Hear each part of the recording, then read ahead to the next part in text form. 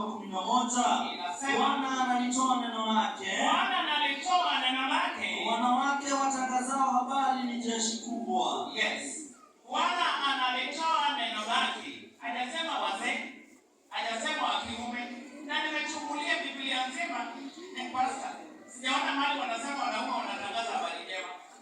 Kwa hiyo kina mama we are already empowered. Praise the Lord. Hey, don't just sit back and say imeisha. Yaisha. God is using you from today. Amen. Amina. Jina la Mungu wetu liinuliwe katika somo la leo, katika huo muda tumebakisha. Na kwamba taweza kunena pamoja nasi kwa muda mchache kiasi. Na ni kwamba tulipoendelea kusoma wiki nzima, tukajifunza ya kwamba sote tuliweza kuumbwa kwa njia ya kuweza kulitukuza jina la Bwana katika mienendo zetu. Tukagundua kwamba pia mioyo ni mdanganyifu. Moyo wako unaweza kukudanganya ukadhani ya kwamba uko sawa. Tukajifunza pia about the word create, how you can care for others. You can be a respectful woman.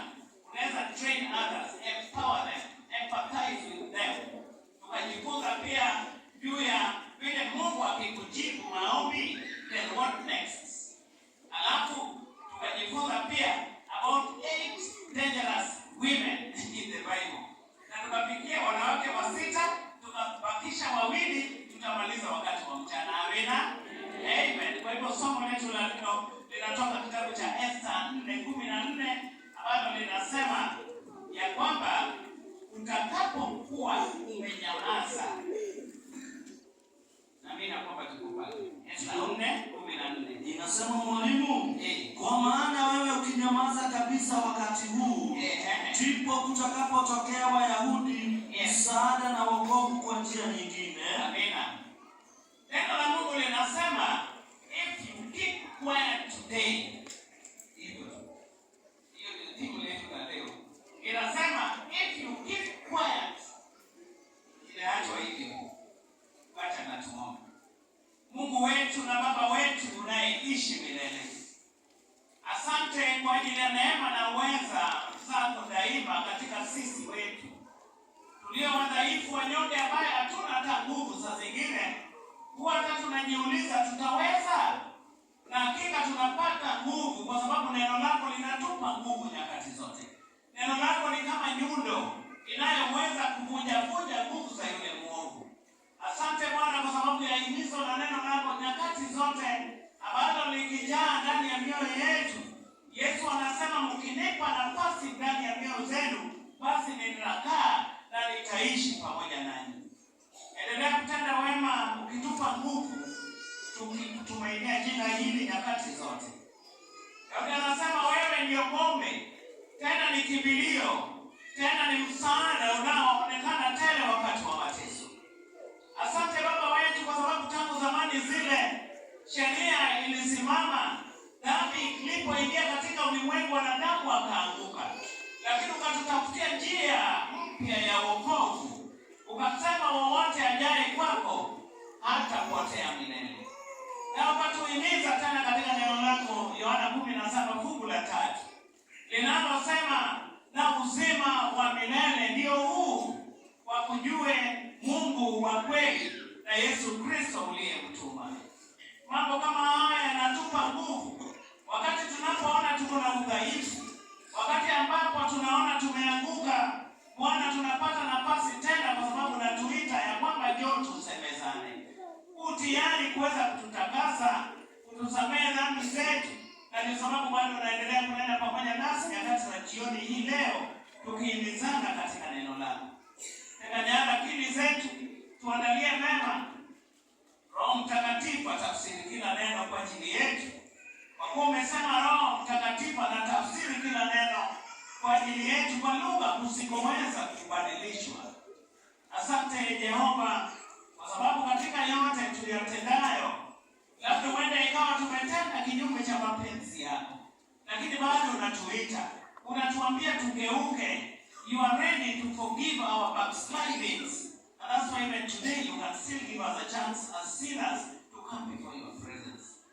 Tembea pamoja nasi katika kila fungu. Uwepo wako daima uwe pamoja nasi milele. Na ni kwa jina la Yesu Kristo tunaomba na kuamini.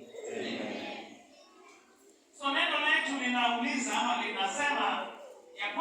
usiposema basi wokovu utapatikana kwa njia nyingine.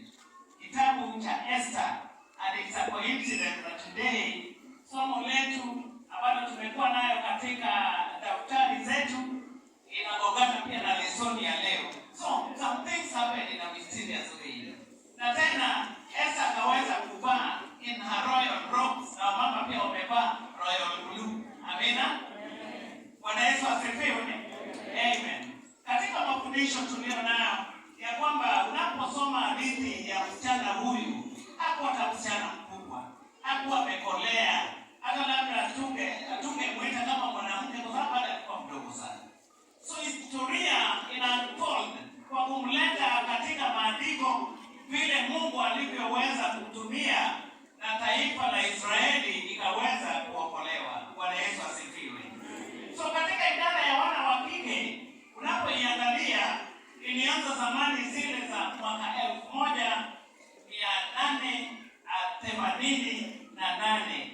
1898.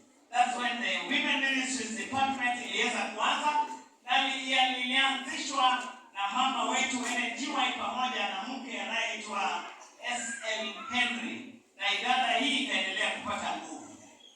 Unapoangalia zaidi unakuta idara ya wana wa kike ina wasichana pamoja na wamama wazee. Amina. Amen. Kuanzia wale wa umri mdogo sana mpaka zaidi ya 100, hiyo yote ni women ministries. So unaposema labda kiongozi akiitana anasema kila dada tubaki nyuma, unaona wanasema the church ili kwamba waweze kulelewa kiroho. Amina. So don't sit back and watch. Wakati Yesu alipokuwa anapita katika mji wa Yeriko, Bartimaeus akasikia sauti ya Yesu, na kulikuwa na watu who were watching from afar. Kumbe they were just following Jesus from a distance. They wanted to see what Jesus would do. And in the process, Bartimaeus akapata nafasi akaweza kuona. So, kuna wale wadada zetu, they just want to watch from afar, waone na hii women ministries iko na nini. Wanauliza inanisaidia na nini? Hata nisipoingia, what will I pay? Dada wetu Esther hakuwa mama kubwa, alikuwa msichana mdogo. Tena she was just an orphan. So don't let your condition steal away your joy. Usiseme kwamba kwa sababu mimi ni mtoto maskini, mimi ni msichana, hatuna uwezo, sisi ni orphans, ikuzuie kuja kwa Yesu Kristo ama tatizo lako lolote. Neno la Mungu linasema at whatever condition you are in, Mungu ataruhusu kuweza kukutumia ili ujumbe wake uweze kufika katika ulimwengu. Amina. Amen. Anaweza kutumia kama msichana mdogo, anaweza kutumia mama mkubwa, na zaidi ya yote aliweza kutumia wamama ngangari waliokuwa na imani, na jina la Mungu likaenea sehemu nyingi sana. So neno hili linasema ya kwamba wakati Esther alipokuwa ameingia katika ufalme, kwa sababu wengi wameelewa hadithi hii, unapoingia katika Esther 2:15 kuna jambo tunapata pale.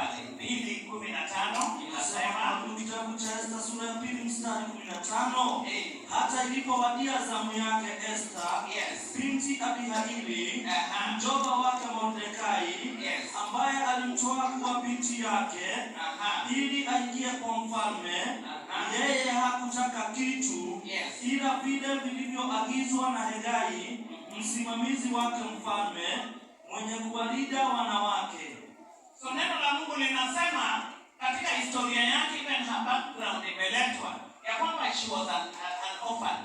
Na hata walipokuwa naishi katika nchi ya uhamishoni, kwa sababu Waisraeli walikuwa wametekwa nyara, unakuta kwamba huyu msichana mdogo amekuwa identified even from her background, kuonyesha kwamba there was something very unique na huyu dada.